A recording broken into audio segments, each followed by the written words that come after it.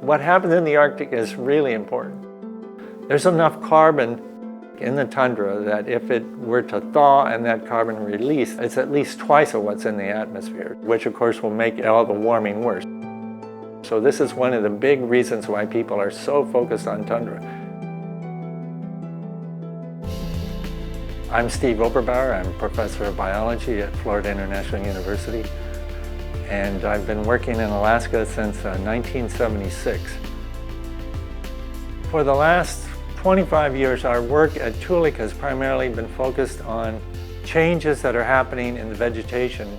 We are specifically monitoring the system so that we can document the changes as they happen in the tundra. The tundra is essentially a vast frozen swamp.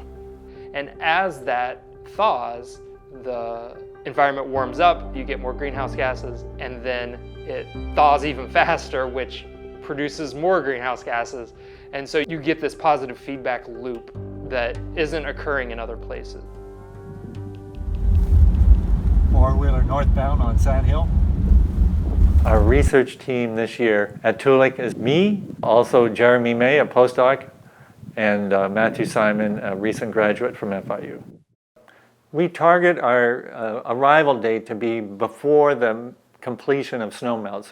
We want to get there at the very beginning of the season before any of the plants start greening up. Hey, it is snowing! Cool!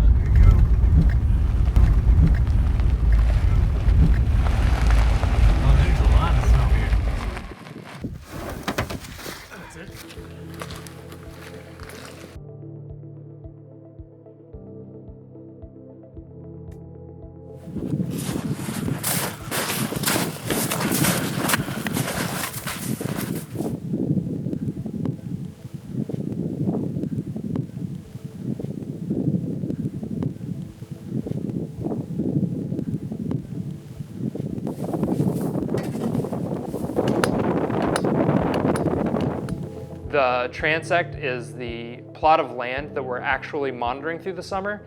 It is 50 meters long by 2 meters wide and crosses a variety of plant community types that allow us to monitor phenological progression or the life events of plants during the summer.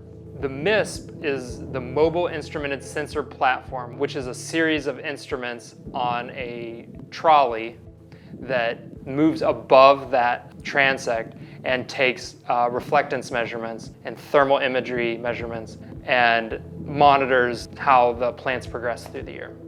And we're in business. One of the most responsive aspects of plants and ecosystems to climate change and temperature change and season-linked change is the timing of events of plants. When they flower, when they put out their leaves, when they senesce their leaves, when their fruit are ripe. So if the flower is coming out 2 weeks earlier, but the insect that pollinates that flower is not coming out earlier also, then that plant is not going to get pollinated. That plant doesn't get pollinated, it doesn't make fruit, so there's no fruit for the bears, no fruit for the subsistence people that want to use those fruits. So anything that changes the vegetation, changes which species are there, are going to scale up to these higher levels. It is going to affect people.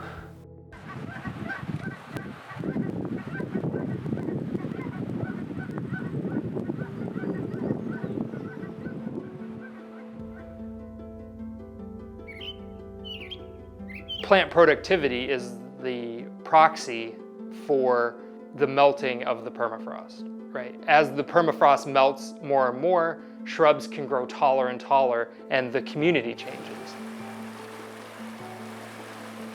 We've seen quite a bit of changes. There's big increases in the number of shrubs. There's been decreases in the numbers of lichens and mosses. The vegetation overall, on average, is getting taller. There's many areas where the permafrost is starting to thaw at the surface and it then collapses. If we were to open this up, you'd see here that this is not mineral soil, this is peat.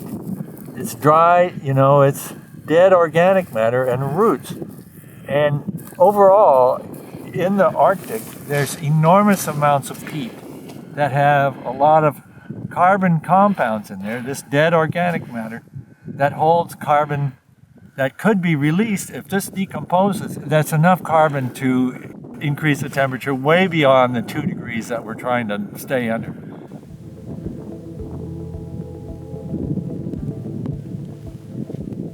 The data that we collect here is archived on an NSF Arctic Data Center database, which is free for anyone to use. Ecosystem modelers are interested in our data now. There's a big project supported by NASA. They're very interested in our daily measurements because what we're doing with the tram is very analogous to what satellites can do, but our daily measurements are longer interval, bigger scale.